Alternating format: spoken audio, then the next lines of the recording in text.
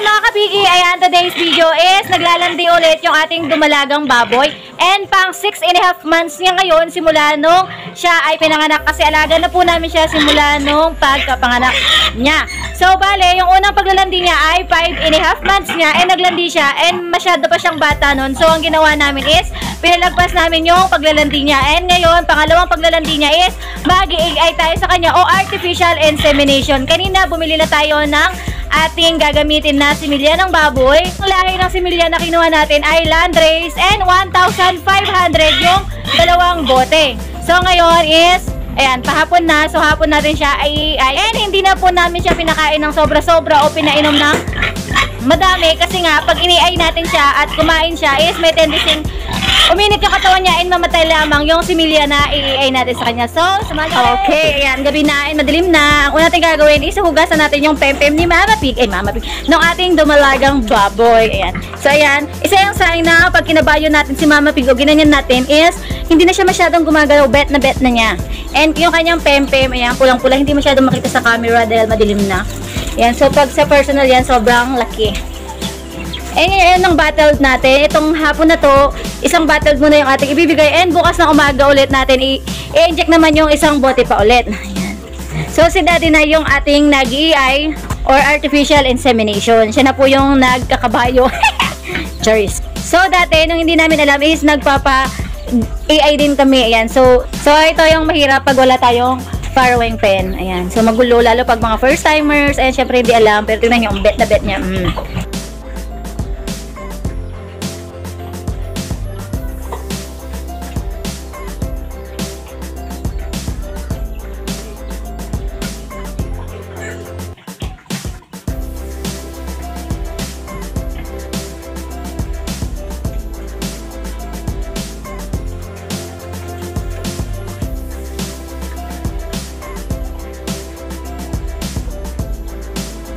Sa mga hindi pa marunong mag-AI o artificial insemination o yung mag-inject ng similya sa ating mga dumalagang baboy o sa ating mga inahinis, pwede tayo magtawag ng vet at magpatulong tayo sa kanila.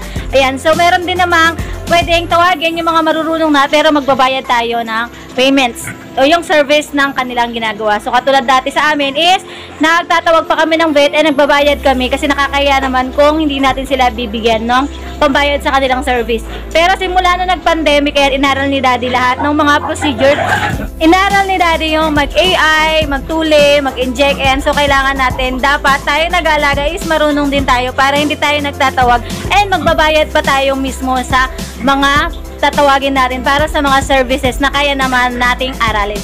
And ayan, tapos na, napaubos na natin yung isang bote and bukas naman ng umaga. So after na po natin silang na-AI, ayan, so paano ba natin malalaman kung buntis na yung ating mga na-AI o artificial insemination o yung mga sinampahan natin na mga dumalagang baboy? Magbibilang po tayo ng 21 days simula nung pinapulugan natin sila o pina-AI. So pagkatapos ng 21 days na yon, naglandi ulit yung ating dumalagang baboy o yung ating mga inahin is, ibig pong sabihin nun is bad news, hindi po sila nakakuha. Pero within 21 days at hindi po sila naglandi ulit, ibig pong sabihin nun is positive na po yung ating mga dumalagang baboy o yung ating inahing baboy. Kaya dapat po, alam nyo po yung araw kung kailan nyo po sila pina-AI o pinabulugan para mabibilang nyo po yung 21 days na period natin na malalaman kung sila ay nakakuha or buntis na. Kasi wala naman po tayong pregnancy test sa ating mga alagang baboy. 21 days lang na yun natin masusukat kung buntis na yung ating inahing baboy. So, kailangan po nating bantayan yung ating mga dumalaga o yung ating mga inahing baboy. Kasi mahirap namang umasa na maghihintay ka ng 114 days nang hindi mo naman alam kung nakakuha na o nabuntis na yung ating inahing baboy. So, sayang yung panahon. So, kailangan yung within 21 days is isi-check natin lagi yung ating mga na-AI o yung ating mga 30 AM and mag-AI tayo sa pangalawang bote kasi dalawang bote yung ating similya na nabili kasi yon ay package. Bali, 1,500 dalawang bote na yun. Dati, nung nag-umpisa kami is nasa 700 lang yung dalawang bote and meron siyang warranty. Pero ngayon, wala nang warranty and nagtaas yung presyo nila kasi nga mataas na rin yung presyo ng feeds na pinapakain dun sa kanilang mga bulog. So, bale, yung pinaglagyan namin nung ating bote ng similya is dito sa ating styrobox para hindi mamatay yung similya. So, nilagyan din natin to ng yelo at binalot natin yung bote ng towel para hindi masyadong malamig and hindi rin masyadong mainit para at least buhay pa yung similya nung landrace na binili natin.